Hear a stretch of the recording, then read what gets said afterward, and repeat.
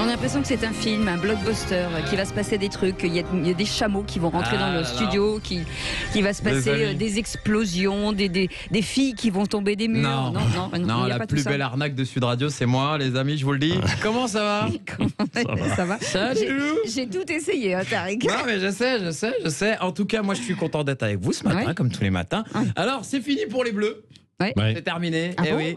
Mbappé a loupé le penalty. Et là, pour le coup, on va pas ramener la coupe à la maison. Non. Allez, juste pour le souvenir, on se fait un petit kiff. Richard, tu nous mets un petit extrait de VG Dream, s'il te plaît. Voilà, souvenez-vous. Ça, c'était la bonne époque, ça. C'était le temps béni où Titi cassait la démarche. Et cette année, merci. Oh, en plus, il est incroyable. Il a bien calé. Merci, Richard. Merci. On va lui arrêter de lui donner droit. Ça sème à celui-là.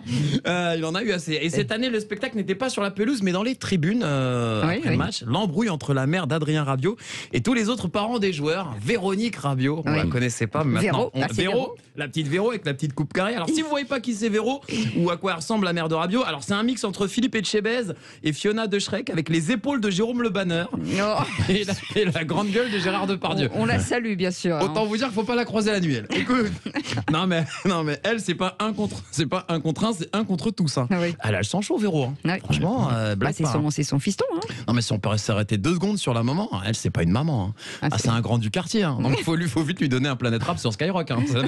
Moi je vous le dis, maintenant quand j'ai une embrouille, ma menace ça va être laisse-moi tranquille, j'appelle la merde, j'appelle Véronique Rabiot. Non mais attends, Adrien quand il était au collège ça devait être incroyable. Lui quand il disait je vais le dire à ma mère, fallait le prendre au sérieux. Hein.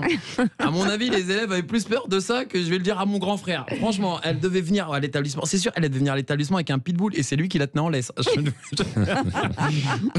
Elle dans un film de Jean-Claude Van Damme, elle gagne, c'est sûr. Bref. De toute façon, on lui laisse pas le choix. On lui laisse pas le choix. Mais vous vous rendez compte qu'on parle plus de cette embrouille que la débâcle des Bleus à l'Euro. C'est incroyable. Moi, ma mère, une fois, je l'ai vue se battre 2 fois dans ma vie. Ah bon? 2 fois. Une fois contre mon père, mais ça compte pas. Et une autre fois, je l'ai vue se battre au marché de la Croix de Chavaux à Montreuil. Et croyez-moi, une bagarre de maman maghrébine dans un marché pour une paire de claquettes en plastique, c'est quelque chose. Alors, c'est un vrai délire. A gagné ou pas? Elle a gagné. Attends, parce que pendant cette bagarre, le but c'est d'attraper les cheveux de son adversaire. Voilà, une fois qu'elle les a attrapés, c'est fini. Ma mère a fait un tourné boulet sur la tête, c'est terminé. Moi, je me souviens de ma première bagarre au collège. La personne qui m'a donné des conseils, c'est ma mère, bien entendu, celle qui m'a entraîné. Elle avait fait pousser un bambou dans le jardin, comme dans Kickboxer. Elle m'a dit, casse le bambou avec ton tibia. J'ai refusé.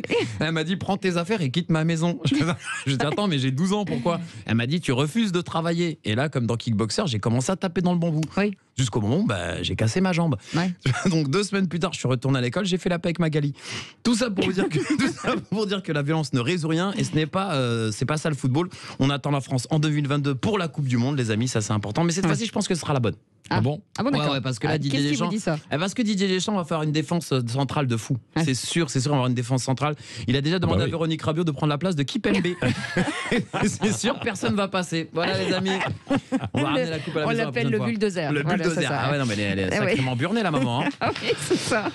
Mais c'est vrai que c'est fou quand même cette histoire. Il se passe plus de trucs dans les même elle, le bras de fer, elle bat tout le monde. Hein. Moi, je l'ai vu, elle a les épaules larges. Hein. Ah bah elle est là. D'ailleurs, vous pouvez lui parler. Merci beaucoup. Bonjour Véronique. Bonjour Véro. Cette chronique, bien sûr, à réécouter si vous nous entendez, Véronique Rabiot, bien sûr, sur sudradio.fr. Et mais tout ça est pour rire, bien entendu. J'attends votre lettre d'avocat, vous aussi.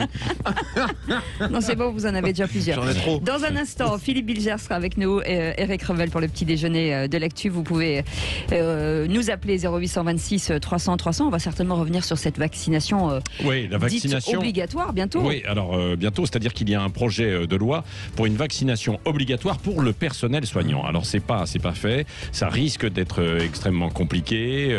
Je sais pas, est-ce que vous êtes pour ou contre? Là sur les réseaux sociaux, eh bien vous êtes contre cette vaccination obligatoire pour les personnels soignants. Vous êtes Oui, je suis un esprit rebelle, j'ai pour, ça dit contre. Non, pour, moi je suis pour, il faut vraiment que le personnel soignant soit vacciné.